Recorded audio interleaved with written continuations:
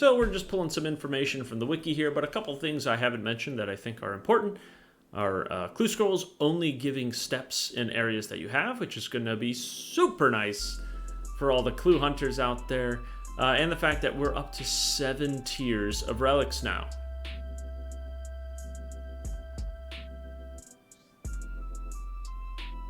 A couple other little minor things. Box traps are going to be available to general stores, so you won't need the Eagle's Peak quest to use them.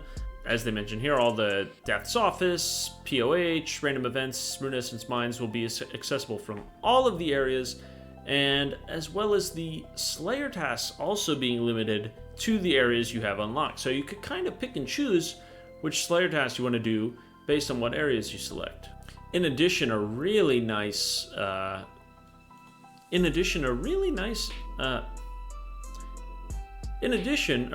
feature they added, I don't think was in the last league, was that the fact that the shops will auto restock after every transaction, which means if you're there to shopscape, 10,000 death runes, you can just spam click and it will auto restock every time you buy.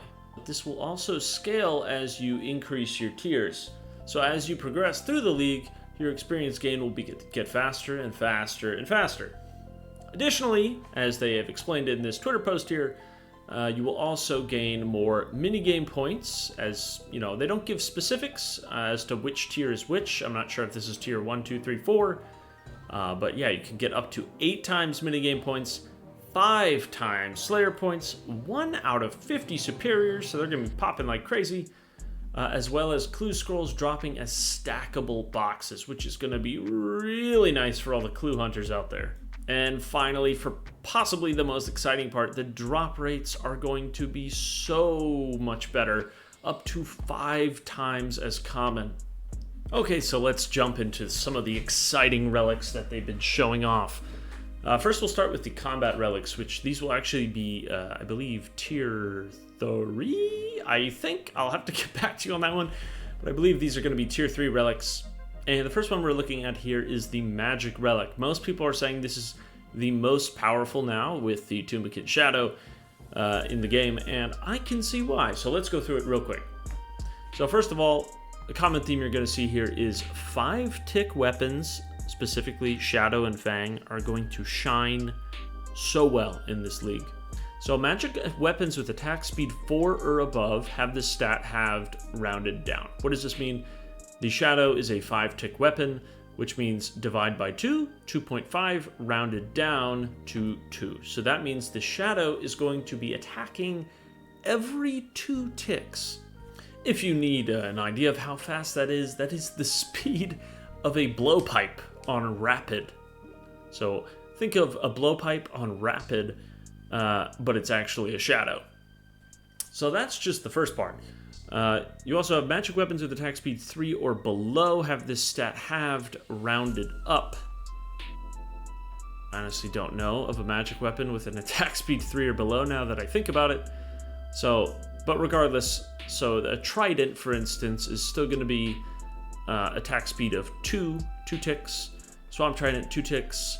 Sanguinary Staff, 2 ticks. Shadow, 2 ticks. As well as all the manually casted, ancients and standard spells, those will also be 2 ticks. Moving on, you also save 90% of your runes when casting spells, and obviously this is including your charged stave. So the Tridents, the Sang Staff, Shadow, as well as the Enchanted Slayer Staff. So this is going to be a huge help if you're going to be, think you're going to use magic a ton and you're worried about maintaining a cash stack. You're going to be saving a ton of runes with this. Bind spells will always hit on an unfrozen target. This can be really useful in certain situations, such as God Wars, where you can freeze the boss. By the way they're phrasing it here, this sounds like you can freeze the boss regardless of your magic accuracy, which means you could be in full Bandos and freeze a target. So I'm very interested to see how that plays out. Keep in mind, though, that this is not a catch-all. So bind spells will always hit on an unfrozen target. That doesn't mean they will freeze an unfrozen target, because some targets cannot be frozen, such as Akka in Tombs of a Masket. If you try to freeze Akka, you can hit him, but he will not be frozen. So keep that in mind. I don't know what bosses specifically that may be the case, but make sure to look that up if you're going to be relying on that. Next, moving on, acquire the Arcane Grimoire, which allows you to change between any spellbooks you have unlocked. Must be at a bank to obtain the item. The way it's worded to me is that you must be at a bank to obtain the item that you use, and then that's like one use. So you can get it, use it at the bank, and that's it. So you won't be able to change your spellbooks on the go, but still will be really useful to change it at any bank. Next, pretty simple, you get a rune pouch.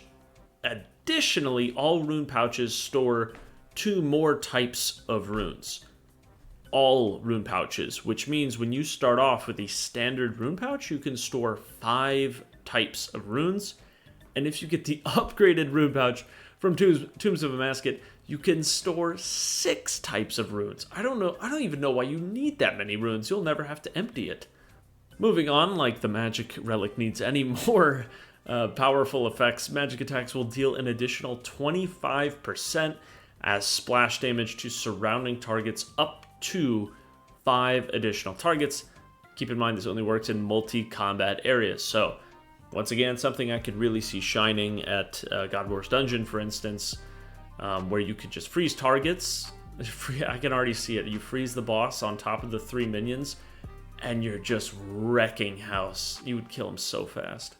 Moving on to the accuracy, you will have a 175% magic accuracy increase. I've always said that magic accuracy isn't that important in RuneScape, with some exceptions, but I mean, now you really won't care about magic accuracy anymore because you're going to be so accurate, you're going to hit everything. I mean, some of the cases where magic accuracy is important, you know, raids as well as, for instance, Zulrah in melee phase, like, you know, he's supposed to be weak to magic and you're just hitting 0, 0, 0. So you're never going to miss with this, my god. And finally, magic damage is increased by 20%.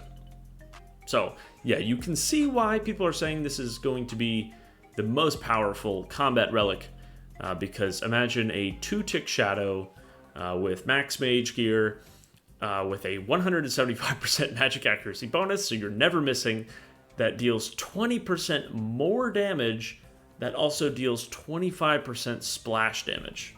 Moving on to the next relic, this is the melee relic, which is, most people are arguing, is the second most powerful. I'll give my takes on all of this at the end, but most people are saying this is the second strongest. It's a little bit more balanced, so let's go through it.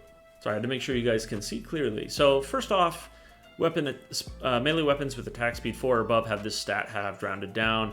3 or below have this stat halved rounded up. So it's the same thing we discussed before with the magic weapon. Common theme again, 5-tick weapons are going to shine. I mean, really any odd tick weapons. So 7-tick would also be very good. So a Fang, keep this in mind, an Osmumten's Fang is going to be hitting at a speed of 2 ticks. Once again, a blowpipe on rapid, but with a Fang. It's got a cool additional effect here where you are immune to all poison, venom, as well as dragon fire. Not, excluding the stuns and roots, but still, this is not game-changing, but a nice little addition there. So there is no innate damage increase. However, you have a 10% chance to deal a critical strike, which means double damage. So 10% chance to just straight up double your damage. Moving on, the accuracy is going to be increased by 50%, which may sound like very little compared to the magic accuracy, but I mean, it's assuming you're using a Fang, it's like you're gonna be never missing anyways with this. So you're gonna be hitting all the time, and in addition, all your defenses, melee, ranged, and magic will be increased by 50%. So I know a lot of people meme on defense being not that important, but you know, if you're going for Inferno, or you're going for God Wars Dungeon and you're trying to tank, or you know, any sort of thing like that, or DKs, you know, this defense can make a very big difference. So last but perhaps least, according to many people. They say this might be the weakest, but it's still, don't get me wrong, very, very strong, and I may end up picking this myself. This is the Ranged Relic. So to start off, it's the same as the last relics, where your attack speed of 4 or above will be halved rounded down, and 3 or below halved rounded up. So what does this mean? As usual, the 5-tick weapons are going to shine. So actually, Rune Crossbow on Rapid will be a 2-tick. And moving on, 90% of ammunition is saved when using ranged weapons. In case anyone is unaware, this is the default for Ava's Assembler, which means it gives you essentially the ammunition saving effect of Ava's Assembler without having it, and this effect also stacks, so you can get up to a 98% ammo saving bonus. And this also includes Crystal Bow, Chin Champas, as well as Toxic Blowpipe charges. So this could be very effective if you're looking to use chins, or blowpipe even, so ammunition as well as charges. Moving on, the enchanted bolts of all kind have a 2 times boosted chance to proc. So this could make or break the relic, in my opinion. And this is also, in my opinion, this is what you want to go for and what you want to focus on if you do choose this relic. You also have a 10% chance that your weapon will fire an extra projectile. So they say bows, crossbows, ballista, and most thrown weapons. So it seems like they're not including the blowpipe, is what it seems like here based on that wording. So the blowpipe must be left out of this. And finally, ranged accuracy is increased by flat 100%. So you'll notice a similar effect to the melee in that you don't get a flat damage increase, but you have a 10% chance that your weapon will fire an extra projectile. So this is a video that Jagex released on their Twitter of a relic called Undying Retribution. I am unsure if this is a tier 2. They haven't released the specifics on how this relic exactly works. It's more of just a hype video, but basically, oh no, this guy dies at Jad. No, this could be you. Cool dying animation, by the way. He's crying, and then he says, I have an idea. You like my voiceover? Activates the relic, and then when he dies, you'll notice he heals up. It looks like heals up to full.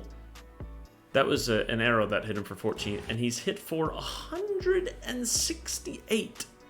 So I'm not sure if it's always going to do this much damage, or it may be based on the monster's level, or HP left, or max hit.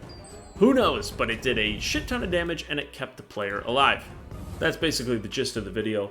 It doesn't go beyond that, but as to the specific, it's our best guess. My guess is that it probably has something like a cooldown, a 10-minute cooldown, perhaps 20-minute cooldown, but it seems very powerful. However, based on the other relics, I'd say I probably won't pick it since it's kind of predicated on dying. However, it does give you a free death and a basically free boss kill, and it looks like it probably nukes anything around you. So if you're fighting a group boss or God Wars dungeon or something, you could basically nuke the whole room and you get a free heal back up to full health. So this is another teaser reveal they showed here. But before I continue, I also I love the comments of people asking if there's a cooldown for this Undying Retribution, which there has to be. I mean, you're not just going to let you die over and over to just nuke everything. You wouldn't even have to fight. But it also, someone brought up a good question about melee charges. So that's something to keep in mind with the melee relic as well. Keep in mind that the Tumikin Shadow, if you choose the mage relic, you will keep 90% of your runes. So that'll really reduce the amount of charges you use. However, the Scythe, if you choose the melee relic, you will not keep extra charges. So you will burn through those like normal. This may change later. This may have been an accidental omission from the relic, but that is the case right now. So this relic they're showing here, the Pathfinder relic, looks like it can teleport you to anywhere in the game, probably from any spellbook, anywhere you desire to go. Now, something I would notice here is that he looks like he has an amulet on, so this will likely require an amulet to teleport to all these places. Okay, so we're getting close to the tier 1 relics here. However, first, some mention about the Crystal of Memory. So in case you're unfamiliar, there was a relic in Leagues 2 Trailblazers which allowed you to teleport back from where you just teleported from. So if that makes any sense, if you were at the, let's say a rune altar and you just crafted all your essence into runes, you teleport to a bank the runes, pull out essence, and then you can use this Crystal of Memories, which will teleport you back instantly back to the altar that you just teleported from, and you could just ping pong it back and forth. Now, Jagex here is saying that relic is not going to be a part of the game here in tier 1. However, that it has managed to sneak its way back in. Keep an eye out for a video that might explain exactly how everyone can come into possession of this powerful artifact. So it sounds like it's going to be available for everyone. It won't be a relic. However, it's probably going to be on a relatively long cooldown. It's, who knows, but my guess is probably I bet you it's going to start at something like 15 minutes or so. But perhaps that will scale as you get higher, and to the fact that maybe when you're a tier 7, it won't have any cooldown at all. That way, it's useful, but you have to use it sparingly in the beginning, and as you level up your relics, it'll become more and more useful so that you could start doing it for things such as rune crafting, collection skills, that sort of thing. Okay, finally we are into the tier 1 relics. I know this video may seem a little disjointed, but these are the first relics you're going to unlock. So your first choice is Endless Harvest. Basically, think of this as AFK Simulator. If you're going to be spending a ton of time AFKing, you want to watch shows, or you're going to be, doing it at work, or, what have you, this may be the best pick for you if you're just looking to get points and grind it out while not paying attention. So first off, you get double resources from fishing, woodcutting, and mining, and all of these resources are sent directly to your bank. Items which cannot be banked will be placed in your inventory, even if you have bank space, and they give you a nice tip here that if you do want specifically to put things into your inventory, if you're out questing and you need some logs or whatever, make sure to set your bank with bank fillers whenever you're out doing those things. So that's it, very simple, but like I said, really, really strong if you're just going to be spending a lot of AFK time. All right, relic number 2, and my personal favorite of the tier 1s, is the Production Prodigy. So when doing all of the following activities, all items are processed at once. A good way to think about this is whenever you do something in game and it says make X, that sort of thing, it will make all of it. So that includes, like they list here, smelting ores, smithing bars, making cannonballs, fletching and stringing bows, cutting bolt tips, cleaning herbs, making potions with not stackable secondaries, so things like red spider eggs or chocolate dust or whatever, as well as cooking, as well as making leather and cutting gems, glass blowing, jewelry, pottery, battle staves, spinning flax, and importantly, full XP is given for all of these activities. They're all done at once and you get full XP. Additionally, on top of that, there's a 25% chance that you will make an extra product, which will be sent to your bank if you have space, and the additional product will also grant XP. Now, they say 25% chance that you will make an extra product. I'm assuming that's per item. So, for instance, if you're spinning 28 flax, I'm assuming that you have a 25% chance for each flax that you will get an extra, and not 25% chance for the whole inventory. Since you do it all at once, that you might get 1 extra, that more than likely you'll get 7 extra. This will also grant XP, and finally, on top of all of that, you will gain a permanent plus 12 to your crafting, smithing, herb lore, fletching, and cooking. So you can see why I love the sound of this relic. Love, and you can also see why this is the most popular of the tier 1s. Okay, and the third pick and the second most popular, it's kind of a dark horse here, I think, is the Trickster relic. This is an interesting one. I still haven't fully wrapped my head around this one. So this is going to be mainly thieving focused, but also some extra abilities here and there. So first off, you will automatically re-pickpocket your target. Once again, this is vague. I'm not sure if they mean you click once and you just sit back and relax, or I don't know what that means, or it does it twice. I'm assuming it just keeps going, like cutting a tree. Additionally, loot from pickpocketing is doubled and noted.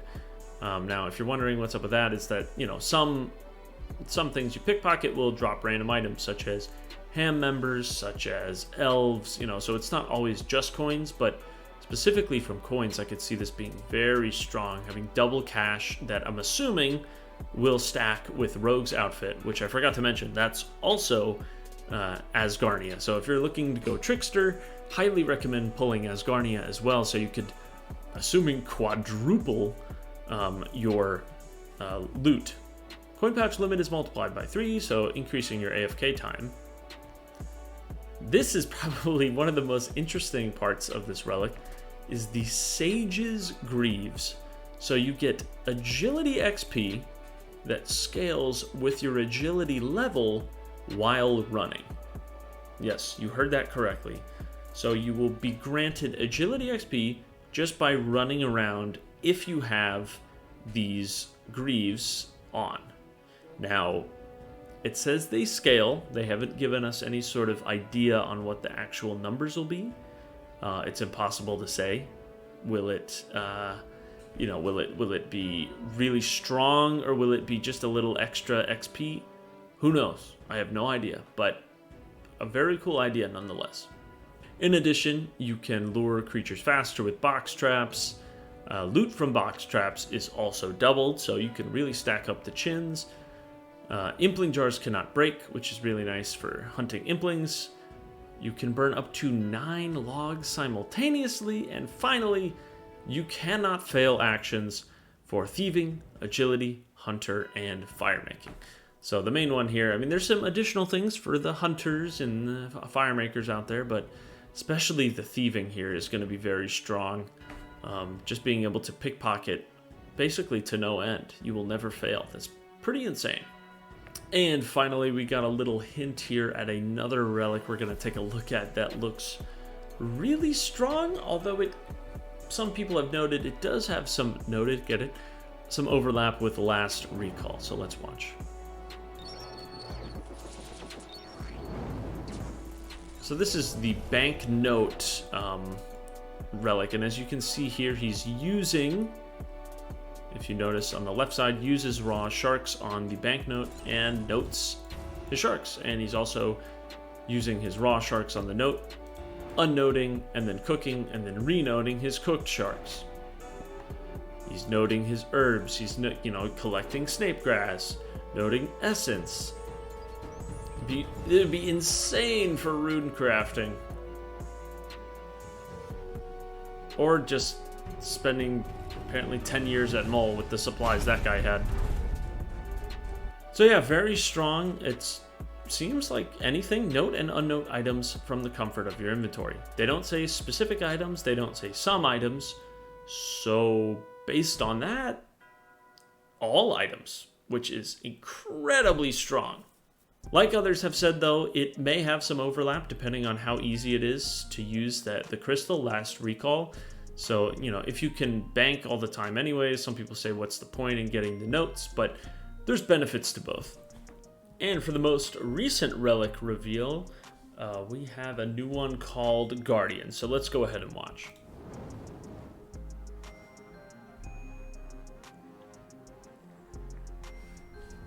So no one wants to play with our poor friend here in obsidian armor, dragon longsword, an absolute champion. And he unlocks the Guardian relic. Now, the way I understand it is this horn you can use to summon. It's basically like a really strong thrall that has all attack styles. I find it interesting he summons the thrall here in the lobby of TOA, but I guess I know it has permanent uptime, but I guess it will move with you as you go through doors and traverse the area. As you can see here, it has, which is actually quite useful, it has a multi-target magic attack here, as you can see on the monkeys. This is its single target range attack. You see it hits a 15. I feel like that hit splat in particular, they're showing us, maybe to show us the max hit, that it can hit a 15, which is pretty high for a Thrall. Also, I think it's important to recognize here a couple things. Notice that the attacks are actually going to hit the Thrall, the Guardian, whatever.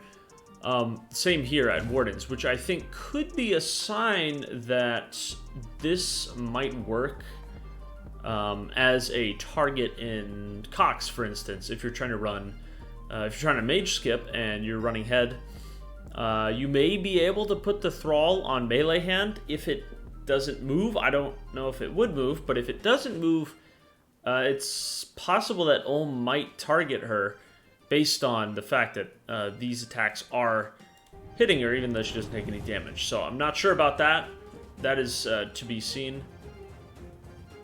But yeah, I mean, you can see she's getting in a decent amount of attacks here.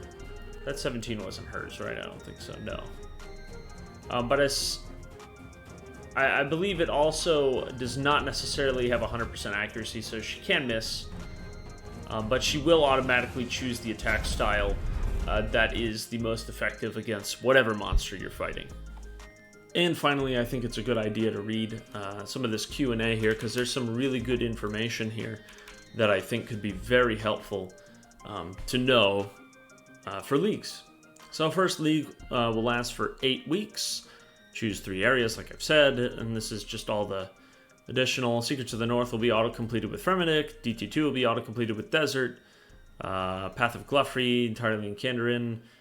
You will be able to access all the runecrafting altars via Guardians. That's just, yeah, miscellaneous point.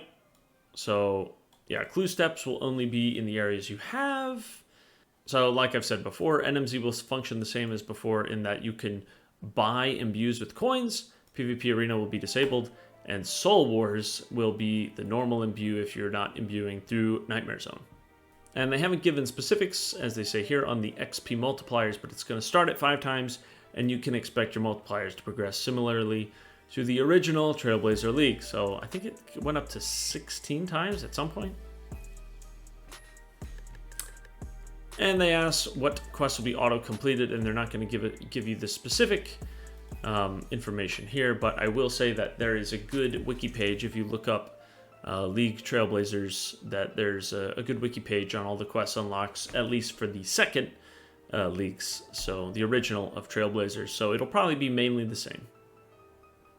So as I've also said in the Wilderness, you won't lose any items on PvP death in Trailblazer Reloaded, including untradables. Group irons will be off, Sag. Increased drop rate doesn't affect on the rare drop table. Piety will only require Kandarin. Woo! As specified, the shops will auto-restock after every transaction. You will not have to close and reopen the interface, thank God. Fallow and Sherlock as well will only ask for items that you're able to complete, thank God. And finally, Mahogany Homes are going to work similar to Clue Scrolls in that you will only get contracts in areas you have.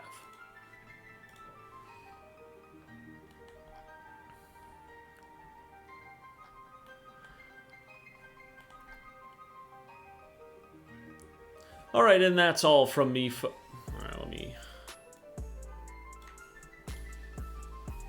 Alright, and that's all from me, folks. Hope you enjoyed watching. I expect to make a lot more League videos soon, and especially League streams once it's time. So, if you have any feedback, please let me know in the comments. Have a good one, everyone. Goodbye.